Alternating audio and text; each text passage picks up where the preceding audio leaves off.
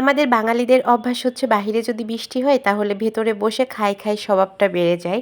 এটা আমার না, আমার মনে হয় এটা সবারই। খিচুড়ি বৃষ্টি হইলে তো খিচুড়ি, ভাজা পোড়া এইগুলা খাইতেই হবে। তো আজকে বাহিরে প্রচুর বৃষ্টি হচ্ছিল। তো ভাবলাম আজকে একটু পিঠা বানাই, খিচুড়ি করব না। সন্ধ্যা হইছে, সন্ধ্যার সময় হঠাৎই ইচ্ছা হইলো পিঠা বানাইতে, তাই সব কিছু গুছিয়ে নিলাম।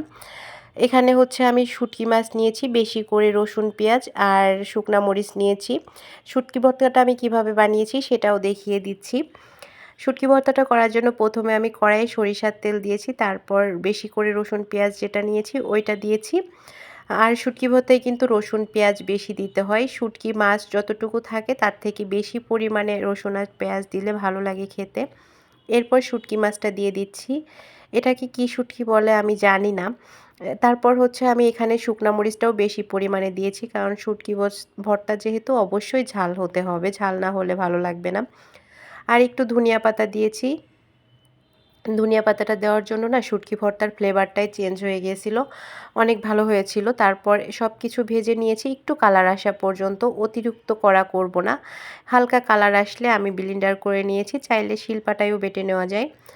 তারপর আমি পিঠা বানাবো। পিঠা বানানোর জন্য এখানে আমি যে একটা করে পিঠা হয় ওই সাইজটাই নিয়েছি। আর সবাই বলল যে ডিম চিতই খাবে, আর ডিম চিতই খেলে এই এক ছাঁচের পিঠা মানে একটা পিঠা হয় এই সাইজটাই দরকার হয়। তো এটা ছিল আমার প্রথম পিঠা, আর প্রথম হিসাবে খারাপ হয়নি। চিতই পিঠা কিন্তু প্রথম খোলাটা কখনোই পারফেক্ট হয় না।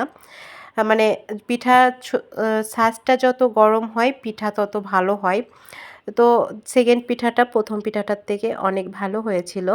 তো এভাবে আস্তে আস্তে যত সময় যাবে পিঠাটাও ভালো হবে। যদিও খুব বেশি পিঠা আমি বানাবো না, ২-৩টা এমনিভাবে বানিয়ে নিয়ে তারপর হচ্ছে ডিম চিতই বানাবো। আর শীতের সময় কিন্তু দেখা যায় বাহিরে খালাদের কাছে সিরিয়াল ধরে দাঁড়ায় থাকে ডিম নিয়ে, ডিম চিতই খাওয়ার জন্য। ডিম চিতইটা কিন্তু আসলেই অনেক মজা। আর ডিম চিতইটা কীভাবে বানাতে হয়, গোলাটাকে একটুখানি দেওয়ার পর ঢেকে দিতে হয় আর কি। কিছুক্ষণ ঢেকে রাখার পর তারপর ঢাকনাটা তুলে ডিম দিতে হয়। আর তারপর ম্যাজিক মশলা অবশ্যই দিতে হবে। ম্যাজিক মশলা না দিলে কিন্তু ডিম চিতোর যে আসল টেস্টটা ওইটা পাওয়া যাবে না। তো এখানে আমি একটু যেটা করেছি, একটা ডিম দিয়ে একটা চিতই পিঠা বানানো হয়, কিন্তু আমি ডিমটা গুলিয়ে নিয়ে ২টা ডিম গুলিয়ে নিয়ে ৪টা পিঠা বানাইছি আর কি। একটু কিপটামি বলে আর কি যেটাকে। তো এই তো আমি পিঠা বানিয়ে নিয়েছি, আরও কিন্তু অনেকগুলা বানিয়েছিলাম। তো সবার খাওয়া শেষে আমি পিঠা বানানো শেষ করে এই যে আমি খেতে বসছি, শুঁটকি ভর্তা দিয়ে পিঠা, অনেক মজা।